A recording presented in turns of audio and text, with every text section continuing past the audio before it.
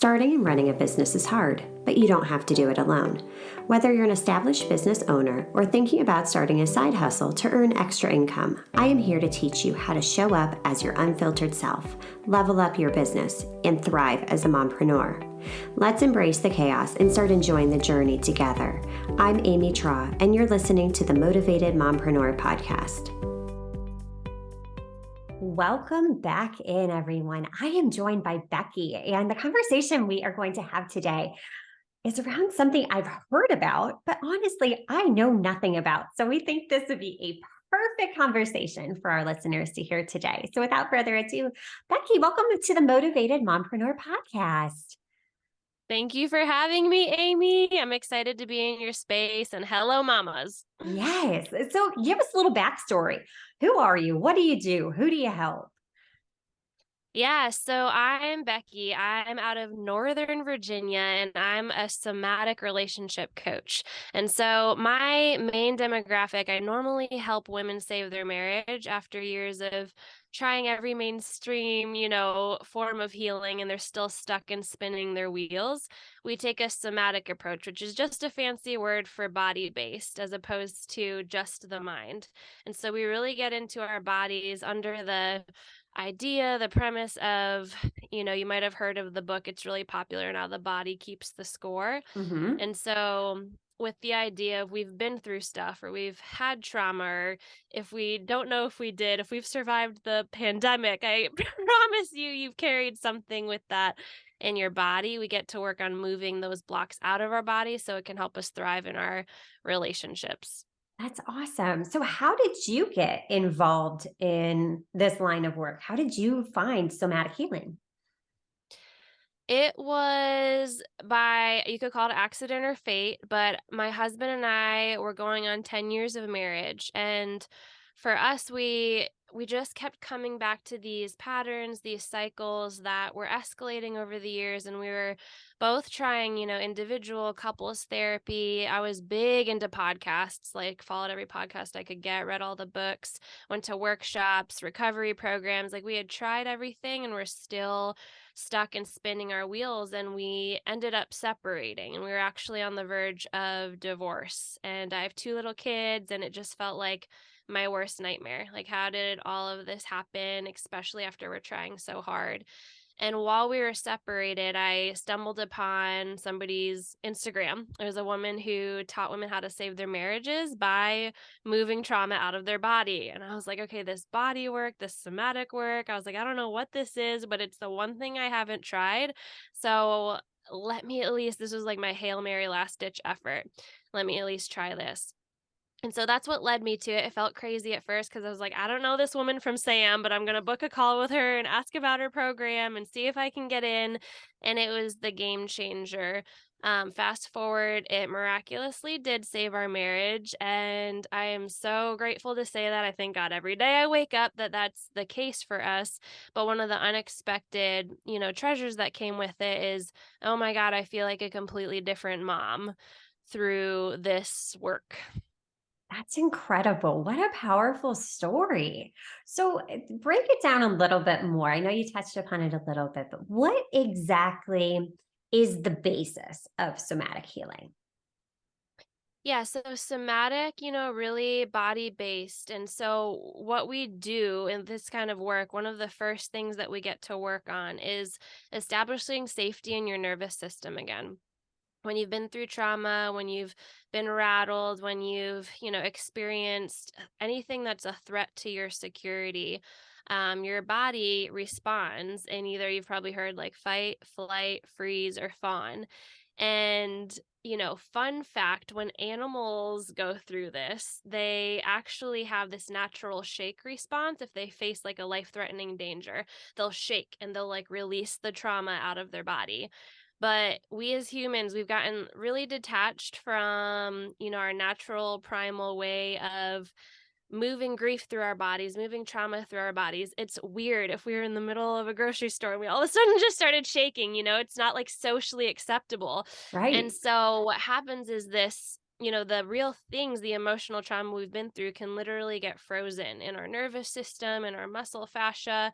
It can lead to tense muscles. It can lead to shortness of breath. It can lead to ruminating and intrusive thoughts. It can lead to anxiety and depression, like all of these physical symptoms that we're all very familiar with, Yeah. that we normally think, how can I get rid of these?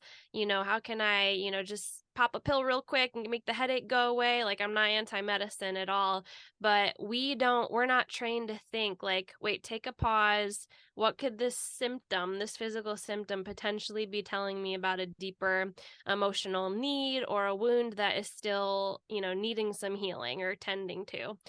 And so, what happens is, like, we often feel unsafe in our own skin, in our own bodies, especially if we're dealing with all of these physical symptoms, and we end up running away from them in different ways, like numbing out, escaping. I was a workaholic. I would just busy myself to not like sit with anything reality in my life. And so we start with calming our nervous system down and learning how to offer ourselves safety. So it's a lot of, in the beginning, just simple grounding techniques. Um, One of my favorites to offer people, like, even as you're listening right now, you can do this, just naming, 5 things you see, 4 things that you can physically touch, 3 things you hear, 2 things you smell, 1 thing you can taste. It takes you out of that fight, flight, freeze, nervous system that we can get caught in, and into the part of, your brain, it's tapping into logic again and deep breathing and safety. So that's where we always begin. I love that. And that's so easy to start with because it's something you can do anywhere. So even if you're driving, if you're Mhm. waiting in line to pick up your kids, if you're standing at the bus stop waiting on the kids, cooking dinner, there's so many opportunities to do that for out throughout the day. So how can somebody begin to identify this in the body? So what does it feel like? How do you know, like, okay, I might have some stored up things throughout my body? I love that question. And it's really common when I first ask women that, for them to be like, what do you mean? Like, I don't know. What do you mean? Like, where do I feel it in my body? Because we're used to talking things out or, bringing emotions straight to the table. But it's funny when clients are new to my space, they're a little like, what's going on here? Because they'll share, like we vent to each other as women, they'll share what's going on. And often I'll be like, okay, where do you feel that in your body? And they'll be like, I don't know. And so it really just takes practice. We'll start with a body scan of like, okay, can you notice? It helps to close your eyes sometimes, just to like close out any external stimuli and distraction, and just notice like what in my body feels tight. And just doing a scan through your body, like, where is there any dull aches or low level pain or maybe sharp pain? And I can guide them through different parts of their body and be like, notice your stomach. Is it tense or is it loose right now and relaxed? Is there any bloating? Notice your head. Is there any tension right now in your temples or your jaw? That's where a lot of women lock up. Is there any headaches going on? Notice your breath, and it's a new way of thinking and noticing. But once you get into it, it's a lot easier than women realize. They're like, oh, okay, yeah, it's been there all along. I've just never really tapped into it or noticed it. Yeah, I love that. And it can be uncomfortable for a lot of us to pause. I feel Mhm. like you said, we have these coping mechanisms, even overworking, constantly scrolling on Mhm. social media, over consuming. We're constantly being overstimulated in this world. So that pause can really be a little uncomfortable at first, but it's Mhm. needed. Now more than ever, It's it's really needed. uncomfortable. Yeah. Yeah. No, Does I it was the get biggest easier? offender. Yeah, same. Does it get easier though the more you practice it? That Yeah. noticing. Yeah.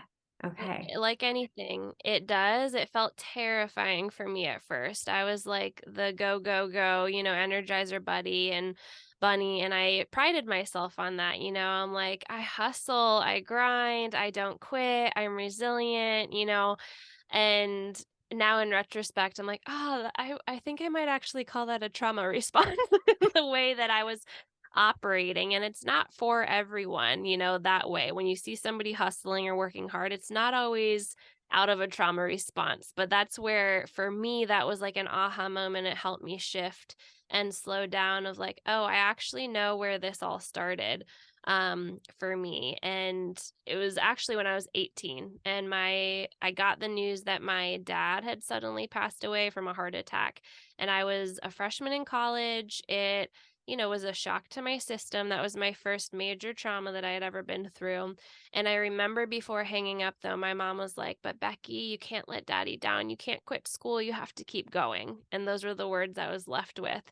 And so, cue the next like decade of like, I cannot be average, like I have to, honor his life and everything he poured into me. And I was just terrified of slowing down. And then the more trauma that came or challenges that came, as an adult, that was how I coped. I hustled, hustled, hustled, and was terrified to sit with myself, but it gets so much easier because you start tasting like, oh, that does feel good. Even if it's just like 3 seconds at first, like, oh, okay, I didn't die, and that Yeah. actually felt nice. And you end up wanting more of that. That's incredible and so powerful. You're so resilient too. I love that you're like, you know what? I identified this and I've learned from it and it's led you to exactly where you're at in your journey. And that's truly inspiring. Something else you mentioned at the beginning of our conversation was that the somatic release and process can help you be a better parent. How has it helped you? Well, I think starting with my relationship, it was these like patterns that I was caught in that I hated.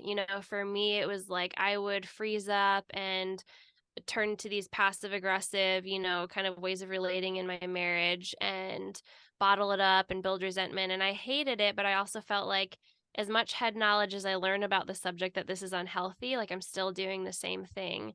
And so I started noticing it with parenting, like my short fuse when they were like loud or fighting, my two kids, as much as I hated it, when I would snap or just get frustrated, or sharper with them than I wanted to and not using this gentle tone. As much head knowledge as I gained that that's not the best, I still would do it. And then I would be mad at myself for it. And I'd get caught in this like shame cycle. Um, and so learning that, oh, there's actually like a way to rewrite this like subconscious blueprint that I'm acting out of in my body as a mom. And I started practicing these same tools in those moments that I was triggered by my kids, of offering myself safety in my body, like just stopping and doing those five senses or whatever grounding tool I could grab onto and come back to me instead of flee and snap and try to control.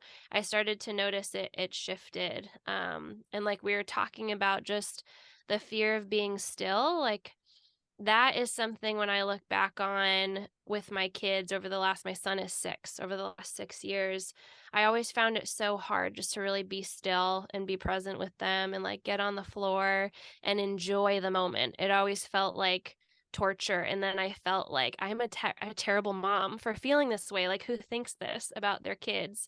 When really it was like, "Oh, okay, there was just a lot of trauma stored in my body," that once I started to get to work on moving that out, even just last week, I went to go meet up with my best friend and she's like, "How are you?" And the first thing that came out of my mouth was like, "Courtney, I'm actually becoming the mom that I always wished I could be and wanted to be. Like I'm enjoying them and I'm present with them and this is new for me and I like this version of me and I like seeing how I can sense a difference in their energy because they feel that I'm there and they're not acting out as much." Yeah, definitely. I think that's something we're all striving for. We're striving to be that more present mom and embrace the journey because it is short. And a lot of times we do realize that we're not being present and then we feel guilty. And like you said, it's just this whole vicious cycle. But to Mhm. be able to have a tool that allows us to hack into that cycle and identify those patterns and habits, because so many times we just go through the motions because there's so much in a given day that we have to accomplish. So, yeah, you're constantly just in that habit mode, doing these old toxic patterns when, all right, You can rewrite the blueprint, like you Mm. said. Oh my gosh, this is so good. So, where can we learn more about somatic healing? Where can we find you at? Yeah, the easiest way to find me is probably on Instagram. That's where I'm the most present. My handle is Rebecca Lee Aste, so RebeccaleeAste, and I'm really present in my DMs. So if you have, questions even, you can hit me up in my DMs and I'm an open book. If motherhood is the thing that you're feeling caught in, then always happy to support, and offer advice. So Instagram is best. And then, I mean, my landing page is more for the relationship side. That's for women in their marriage wanting support in that way. And I'll send that to you so you can link it in the show notes. But it's www.idobreakthrough.org. Perfect. Such valuable information. I can't wait to learn more about it. Becky, thank you so much for taking time out of your crazy schedule to share your value with our listeners. Thank you, Amy. Appreciate your time. Absolutely. Well, until next time, stop dreaming and start taking messy action. You've got this. Are you loving what you're hearing? Do us a favor and hit that subscribe button so you don't miss an episode.